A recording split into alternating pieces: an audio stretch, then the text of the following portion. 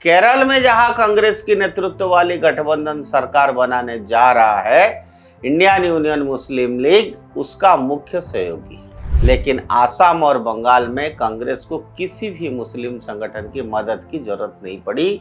इन दोनों राज्यों में उसके 21 विधायकों में से एक को छोड़कर बाकी सब मुस्लिम हैं। ये सब मिलकर ये धारणा बनाते हैं कि पार्टी व्यापक सामाजिक संतुलन साधने के बजाय एक खास वोट बैंक को प्राथमिकता दे रही है।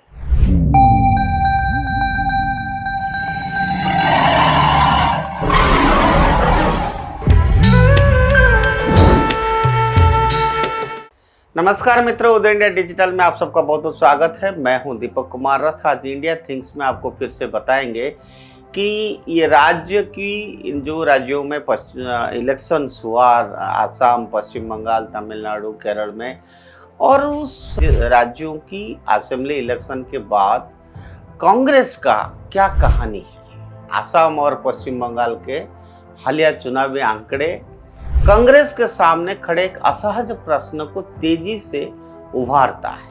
कांग्रेस ने आसाम और पश्चिम बंगाल में 390 से ज्यादा सीट पर चुनाव लड़ा और मात्र 21 सीटें जीती। इन 21 विजेताओं में से 20 मुसलमान उम्मीदवार थे।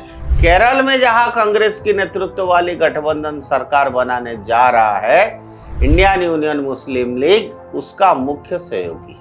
लेकिन आसाम और बंगाल में कांग्रेस को किसी भी मुस्लिम संगठन की मदद की जरूरत नहीं पड़ी। इन दोनों राज्यों में उसके 21 विधायकों में से एक को छोड़कर बाकी सब मुस्लिम हैं। ऐसे में जब कांग्रेस लगातार भारतीय जनता पार्टी पर सांप्रदायिक राजनीति का आरोप लगाती है, तो उसके अपने चुनावी परिणाम उसकी रणनीति पर सवाल खड़ा करते हैं। क्या यह केवल संयोग है या फिर कांग्रेस वास्तव में एक ऐसे राजनीतिक ढांचे की ओर बढ़ रही है जहां अल्पसंख्यक विशेषकर मुस्लिम मतदाताओं पर अत्यधिक निर्भर हो चुकी है? इस सवाल का जवाब सीधा नहीं है, लेकिन कुछ स्पष्ट प्रवृत्तियां जरूर सामने आती है। पहला बात है, कांग्रेस का पारंपरिक छाता गठबंधन अम्ब्रेला कोalition पिछले 3 दशकों में से लगातार कमजोर हुआ है। उच्च जातियों, ओबीसी, दलित और क्षेत्रीय पहचान वाले समूहों का बड़ा हिस्सा या तो क्षेत्रीय दलों की ओर गया या भाजपा के साथ जुड़ गया। इस रिक्तताओं में कांग्रेस के पास जो सबसे स्थिर और संगठित वोट बैंक बचा, वह कई राज्यों में मुस्लिम समुदाय के रूप में सामने आया। अब राजनीतिक दृष्टि से देखें तो यह चुनावी गणित का परिणाम है। पार्टी वही टिकती है जहां उसे समर्थन मिलता है, लेकिन यहीं से तुष्टीकरण की बहस शुरू होती है।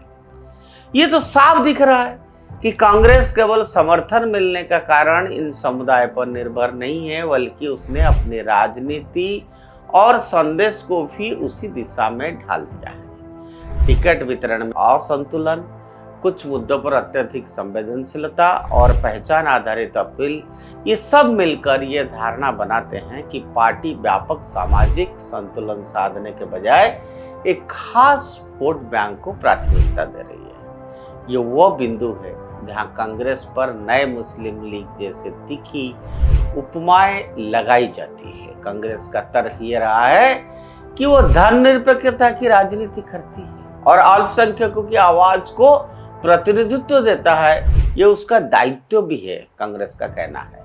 लेकिन समस्या तब उत्पन्न होती है जब प्रतिनिधित्व और निर्भरता के बीच की रेखा धुंधली हो जाती है। यदि किसी पार्टी के विजयी चेहरा में विविधता का अभाव दिखे तो उसकी समावेशी छवि पर स्वाभाविक रूप से सवाल उठते हैं। राजनीति में प्रतीकवाद या परसेप्शन उतना ही महत्वपूर्ण होता है जितना वास्तविकता। यहाँ भाजपा की रणनीति भी एक महत्वपूर्ण कारक है। भाजपा ने बहुसंख्यक समुदाय के बड़े हिस्से को एक व्यापक राजनीतिक पहचान के तहत संगठन करने में सफलता पाई है। इससे कांग्रेस के लिए उस वर्ग में पुनः बैठ बनाना कठिन हुआ है। परिणाम स्वरूप कांग्रेस का झुकाव उन क्षेत्रों और समूहों की ओर बढ़ते हैं जहां उसका प्रभाव अभी भी बचा हुआ है। लेकिन यही रणनीति उसे एक संतुलित राष्ट्रीय पार्टी के बजाय खंडित सामाजिक आधार वाली पार्टी के रूप में प्रस्तुत कर रहे हैं। अंततः यह कहना कि कांग्रेस पूरी तरह से मुस्लिम तुष्टीकरण की राजनीति कर रही है किसी भी प्रकार से गलत नहीं है, और यह भी उतना ही सच है कि उसके वर्तमान चुनावी पार्टनर ने इस बात को सच भी साबित किया है। चुनौती कांग्रेस के सामने स्पष्ट है। क्या वो अपने ऐतिहासिक बहुवर्गीय और बहुसामुदायिक चरित्र को पुनर्जीवित कर पाएगी, या फिर वो सीमित सामाजिक आधार पर निर्भर रहकर अपने ही आलोचना के जाल में फंसते जाएगी? यही सवाल आने वाले वर्षों में उसकी राजनीतिक दिशा तय करेगा। मित्रों, कांग्रेस का यह हाल जो है उसको देखकर लगता है कांग्रेस को सीरियस आत्मचिंतन की जरूरत है।